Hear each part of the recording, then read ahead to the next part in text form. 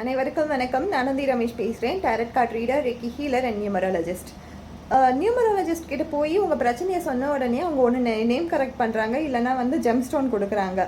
இதெல்லாம் போட்டு இதெல்லாம் மாற்றிட்டிங்கன்னா சடனாக உங்களுக்கு ஏதாச்சும் ஒரு பாசிபிலிட்டிஸ் க்ரியேட் ஆகி உங்கள் பிரச்சனை எல்லாம் முடிஞ்சிடுமா அப்படின்னு நிறைய பேர் கேட்பாங்க.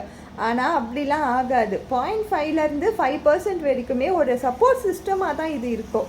அதுவும் பார்த்தீங்கன்னா 5% to 10% அவ்வளோதான் நம்ம சொல்லலாம். 0.5லேருந்து 10% அவ்வளோதான் ஒரு சப்போர்ட் சிஸ்டம். நம்மளுக்கு பிளானட் எது நம்மளுக்கு ஃபேவரபுளாக இல்லையோ அந்த பிளானட்டை கொஞ்சம் சரி பண்ணி கொடுக்கறதுக்கான சான்சஸாக தான் இருக்குமே கண்டி உங்கள் பிரச்சனையை அப்படியே டிராஸ்டிக்காக சேஞ்ச் பண்ணிலாம் கொடுக்காது.